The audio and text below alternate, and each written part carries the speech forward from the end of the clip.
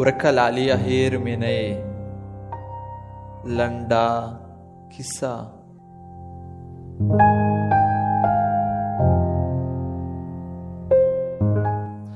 زما یې واده هم دومره یاد و چې د واده وریجو کې یې مالګه زیاته وه او تر ډیره په کلي کې دا متل و چې مالګې سره ګزاره کوئ د شمسیې او پرهیز واده ترې جوړ نه کړئ.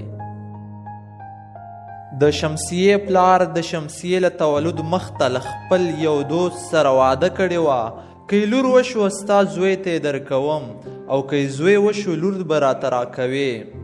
څه وخت بعد بدبخته شمسیه وزېږېده او د تولد پر ورځ د پرویز په نامه شوه. پرویز هم هغه وخت 4 یا 5 کلن و. وخت تېرېده چې پرویز له دغې اړیکې خوښ نه برېښېد، خو په دې راز یوازې پرویز او د پرویز پلار پوه و. پرویز یې پلار ته وویل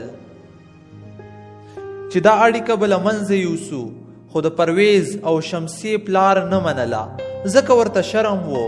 بالاخره واده وشو، خو پرویز په زړه کې د غچ اخیستو لویه برنامه یوازې له شمسیې سره لري. له واده یې میاشت نه وه تېره شوې چې مېرمنه یې دلته پرېښوده او خاوند یې لاړ خارج ته. 1 کال 2 کاله 5 کاله یې تېر شول، خو درک یې نشو معلوم. د کلي خپلوانو له نجلۍ وغوښتل چې محکمه کې ترېنه طلاق واخلي او کوم بل خاوند وکړي. نجلۍ ونه منله. نجلۍ د خپل خاوند په هغه مینه چې لا یې میاشت نه وه پوره ډاډه وه چې هغه حتما راځي. نجلۍ د جدایۍ او تنهایۍ سختې ورځې زغمي ځکه باور لري چې پرویز بیرته راځي، خو احمق پرویز د خپل او د شمسیې د پلار حماقت زور له شمسیې وباسي. پرویز شمسیې ته په لیکونو کې ډاډ ورکاوه چې زه راځم، د خلکو خبرو پسې مه ګرځه. 10 کاله نور هم ووتل، د نجلۍ ځواني هم مخ پر زوړ شوه چې د پرهیز لیک دا ځل ډېر په ځنډ راغی.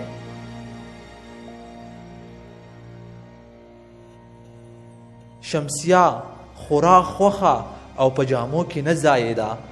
هغه خپله په لیک لوست نه پوهېده او لیک یې لومړی خپلو همزولانو ته پټ ور وښود چې وګوري څه یې لیکلي. لیک یې همدومره لیکلي وو: مېرمنې، نه غواړم بیرته هیواد ته در ستون شم. کاشکې مخکې مې درته ویلي وای چې ما دلته ښځه کړې ده، اولادونه لرم، ژوند لرم او د ژوند په چارو کې سخت بوخت یم. وخت مې پیدا نه کړ چې تا ته ووایم. په همدې خاطر درته لیک استوم چې ته له ما څخه آزاد یې. شمسیې وویل: څه؟ همزولي یې ورته وویل: صبر، لیک لا پاتې دی. لیک کې نور لیکل شوي وو. زه بخښنه غواړم چې لیک مې په ځنډ در واستاوه، په دې هیله چې د ژوند ښه ملګری درته پیدا شي. شمسیې له ډېره درده او شرمه خپلو همزولانو ته هم ونه کتل. لیک یې د هغې له لاسه کش کړ او لاړه. شمسیه په ځغاسته کور ته ننوته او خپلې خونې ته ولاړه. په تخت کې نسکوره پرېوته او په چغو چغو یې وژړل. د پرویز مور پلار د شمسیې خوا ته راغلل او پوښتنه یې وکړه: شمسیې، څه پېښه ده؟ شمسیه ورته د لیک کیسه کوي او په ژړا ژړا کې وایي: کاکا، ستا پرویز په 18 کالو کې دومره وخت پیدا نه کړ چې ما ته یې ویلي وای له ما آزاده یې. ولې ما څه ګناه کړې وه؟ کوم داسې بد مې در رسولی دي چې زه یې دومره لویه سزا ګورم؟ بس نوره ځمه. ستا زوی ځواب راکړ: ځان ساتلی شم، پلار کور ته هم نه ځم، خو ستاسو له کوره ځم.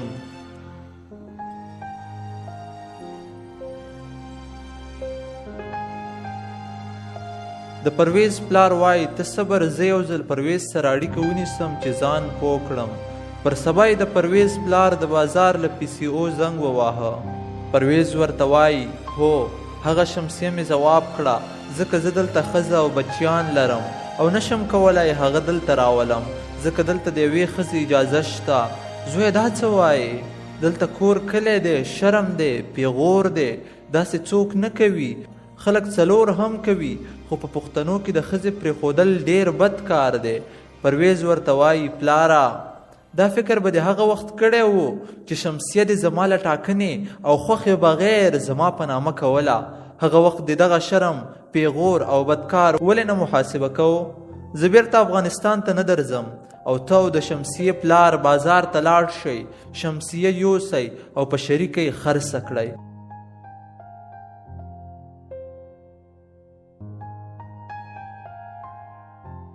تر څو مو انډیوالي قایمه پاتې شي، ځکه ستاسو په انډیوالۍ کې زما ژوند برباد شو.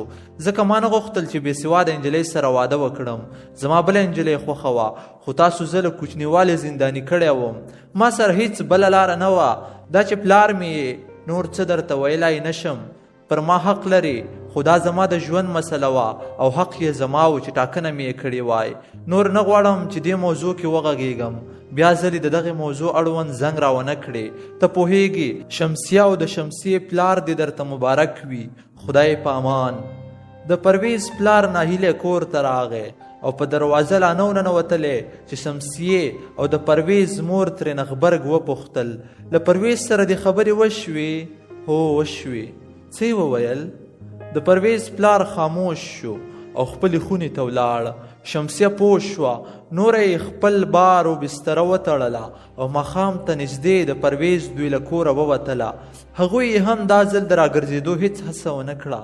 ماسخوتن ناوخته د پرویز مور د پرویز پلار ته وویل: سړیه راځه د شمسیې دوی کور ته به ورشو. هغه نجلۍ هم حیرانه ماښام له کوره ووته.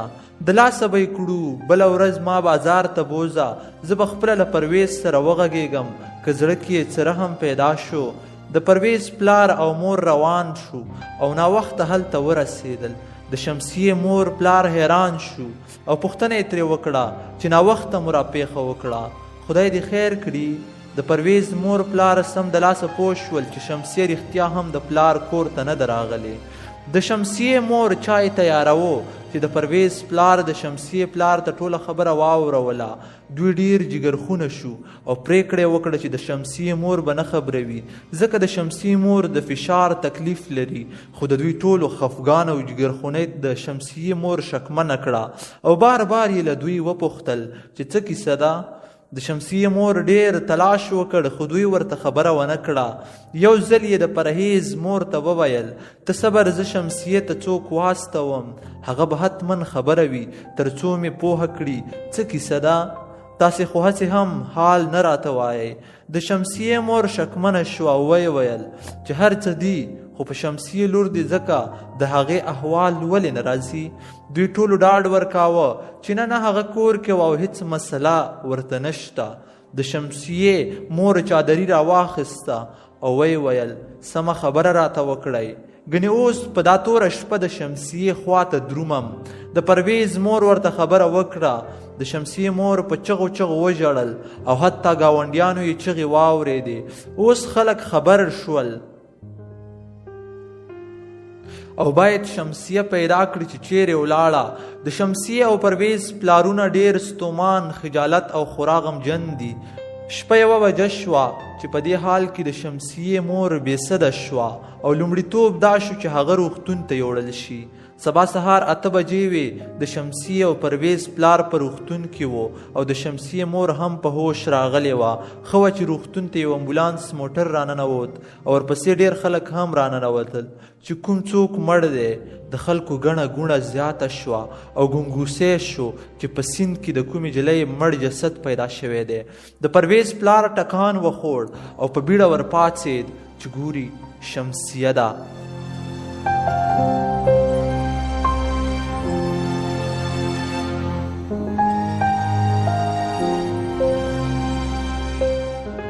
د شمسیې پلار خبر شو، په چغو چغو یې وژړل او ویې ویل: کاش ستا پر ځای زه مړ وای.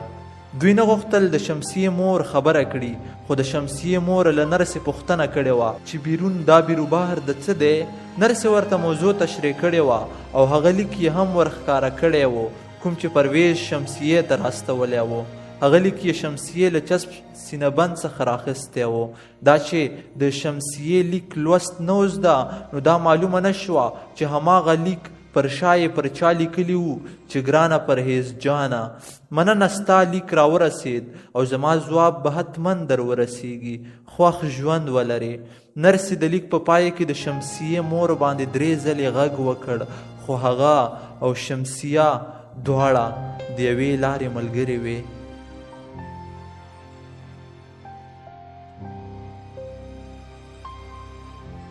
خیر دی که نه کېږي په شګو دې اوبه نه تړي سړی دې مړ شي خو په چا پسې دې زړه نه تړي. د کیسه پاڼې ټولو درنو اورېدونکو دغه وه زموږ د نن ورځې کیسه چې ما سید ادریس سادات تر تاسې در ورسوله. هیله ده چې خوښه شوې مو وي. تر څو پورې چې زه د بلې کیسې لپاره ستاسې درانه حضور ته راځم په الله مو سپارم.